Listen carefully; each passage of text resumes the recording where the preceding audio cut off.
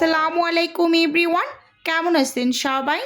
আশা করি আল্লাহ তাআলার অশেষ রহমতে সবাই খুব ভালো আছেন। আলহামদুলিল্লাহ, আমিও ভালো আছি। আজকে আমি আপনাদের সাথে শেয়ার করব বাচ্চাদের খুব পছন্দের একটা স্ন্যাক্স, চিকেন বল।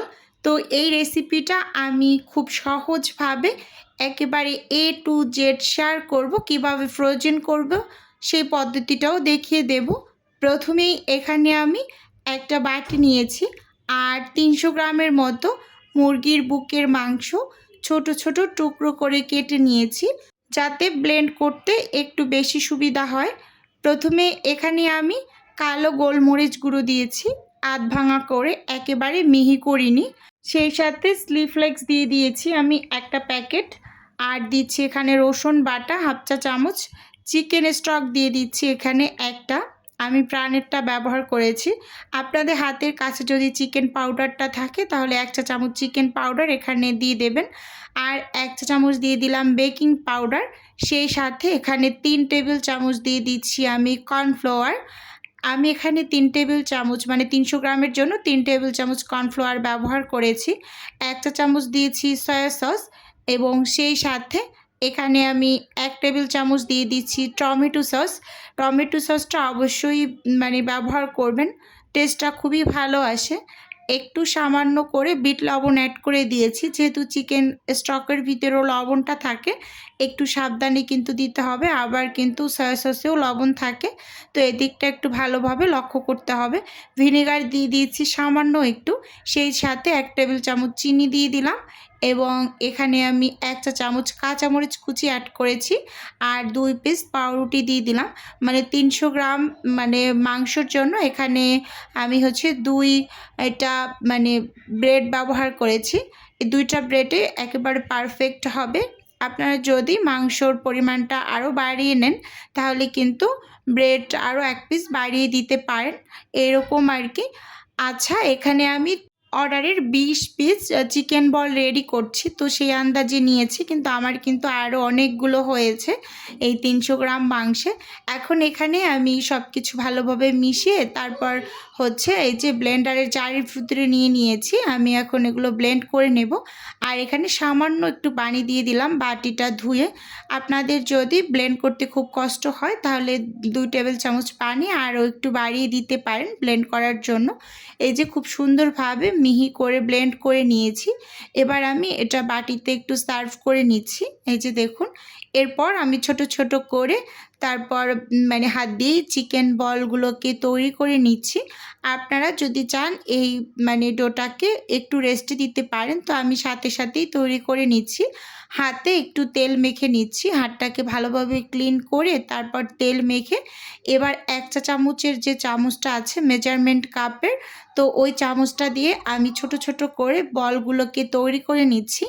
আসলে এর বেশি যদি বলগুলো আরও বড় করে তৈরি করতে যাই তাহলে কিন্তু সেদ্ধ করার পর বেশ অনেকটা ফুলে যাবে, আরও ডাবল হয়ে যাবে। তো এই 1 চামচটাই পারফেক্ট আমার কাছে মনে হয়, তো এজন্য আমি সব সময় এভাবে করেই বানাই আর এই চামচটা দিয়ে মেজারমেন্ট করে নিই। তো দেখতেই পাচ্ছেন এখানে আমি সবগুলো বানিয়ে নিয়েছি। এখানে 27 পিস চিকেন বল হয়েছে। আমি 20 পিস তৈরি করতে চেয়েছিলাম।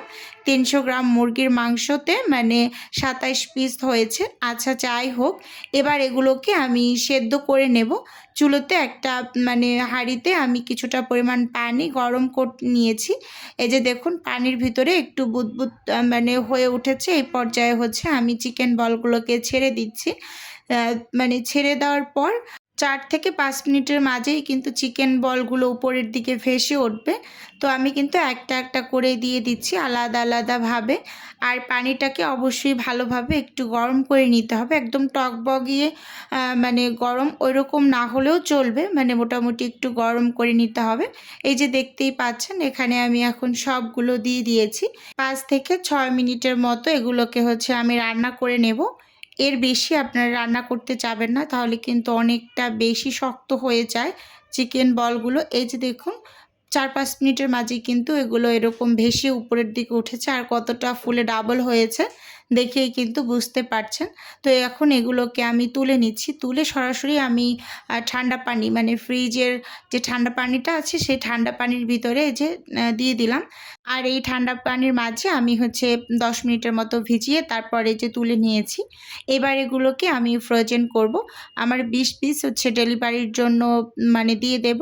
আর বাকি কয়েক পিসেস হচ্ছে আমার বাচ্চার জন্য নাস্তা হিসেবে রেখে দিচ্ছি।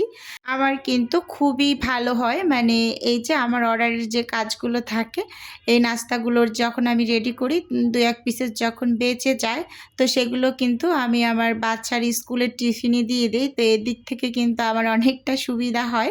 মানে সকালবেলা অনেকটা মানে তাড়াহুড়া করতে হয় না। ঝটপট একটা কিছু বের করে ভেজে তো তারপর মানে টিফিন বক্সে দিয়ে দেই। এরকম আর কি। এই যে দেখুন এখানে আমি ২০ পিস রেডি করে রেখেছি। এখন ফ্রোজেন করতে দিয়ে দেব। আর বাকি কয়েক পিসেস আমি বক্সে রেখে দিচ্ছি। আর আজকে হচ্ছে আমার নাগেটসের একটা ডেলিভারি ছিল। মানে হাফ কেজি নাগেটসের অর্ডার ছিল একটা আপুর। তো সেটাই রেডি করে নিচ্ছি। তো দেখুন এখানে আমি মেজারমেন্ট স্কেলটা নিলাম ১ম এ, তো তারপর কিন্তু অন করে দিয়েছি। এবার হচ্ছে এখানে আমি একটা বাটি দিয়ে দিলাম। তো বাটিটার ওয়েট আসছে ১১৭ গ্রাম। তো এবার কিন্তু আমি বাটিটাকে একেবারে 0 করে নেব। এখন কিন্তু বাটির ওয়েটটা আর কাউন্ট হবে না। শুধু মানে নাগেটসের ওয়েটটাই এখানে দেখানো যাবে এরকম। তো এই যে দেখুন একটা, একটা করে কিন্তু আমি দিয়ে ৫০০ গ্রাম প্লাস করে তারপরে কিন্তু আমি প্যাকেট করে নিয়েছি। আচ্ছা, ভিডিওর এই পর্যায়ে ছোট্ট করে নিজের বিজনেসের একটু প্রচার করছি। আপনারা তো অনেকেই জানেন যে আমার ছোট্ট একটা ফ্রোজেন আইটেমের বিজনেস আছে। যদি কেউ কোনো টাইপের ফ্রোজেন খাবার অর্ডার করতে চান তাহলে স্ক্রিনে দেওয়া হোয়াটসঅ্যাপ নাম্বারে নক দিলেই কিন্তু আমি A to Z বলে দেব। আর যদি কেউ অর্ডারটি সরাসরি কনফার্ম করতে চান তাহলে স্ক্রিনে দেওয়া হোয়াটসঅ্যাপ নাম্বারে সরাসরি কল করে অর্ডারটি কনফার্ম করতে পারেন। শুধুমাত্র ঢাকা সিটির মাঝেই হোম ডেলিভারি করা হয়, মানে ক্যাশ অন ডেলিভারি করা হয়। আচ্ছা, এখানে কিন্তু আমি একটা, একটা করে নাগেটসগুলো দিচ্ছি আর আপনাদের ওয়েটটা একটু দেখিয়ে দিচ্ছি। অনেকেই মেজারমেন্ট স্কেলের মাপটা আসলে করতে পারেন না। তো এজন্য আমি কিন্তু প্রায় ভিডিওতে টুকটাক করে একটু দেখিয়ে দিচ্ছি। এখানেই যে আমার ৫০০ গ্রাম প্লাস চলে এসেছে। তো এজন্য আমি কি করেছি, একটা নাগেটসের পিস উঠিয়ে রেখেছি। তো এখন এখানে ৫০৬ গ্রাম একটু বেশি আছে। তো যাই হোক এটা ব্যাপার না। তো এবার হচ্ছে এগুলো আমি প্যাকেট করে নেব। তো আজকের ভিডিও বন্ধুরা ওভারঅল আপনাদের কাছে কেমন লেগেছে চাইলে অবশ্যই ছোট্ট একটা কমেন্টস করে জানাতে পারেন। আর আপনাদের যদি কোনো টাইপের কোশ্চেন থাকে তাহলে অবশ্যই কমেন্টস করবেন। আমি যথাসম্ভব রিপ্লাই করার চেষ্টা করব। আমি কিন্তু অনেক সময় আপুদের মানে কোশ্চেনের আনসার দিয়ে থাকি যতটুকু আসলে আমার পক্ষে পসিবল হয়। অনেকে হোয়াটসঅ্যাপে টেক্সট করেন, তো তাদের আসলে খুব ভালোভাবে আমি সময় দিতে পারি না। এর জন্য এক্সট্রিমলি সরি। যাই হোক এখানে হচ্ছে আমি এই নাগেটসগুলোকে রেডি করে নিয়েছি। তো এবার হচ্ছে এই যে আপুর ৫০০ গ্রাম এখানে রেডি করে এখন আমি হচ্ছে ডিপ ফ্রিজে রেখে দেব। পরে ডেলিভারিটা করে দিয়েছি। আজকে তাহলে এখান থেকেই বিদায় নিচ্ছি। দেখা হবে নতুন কোনো ভিডিওতে। আল্লাহ হাফেজ।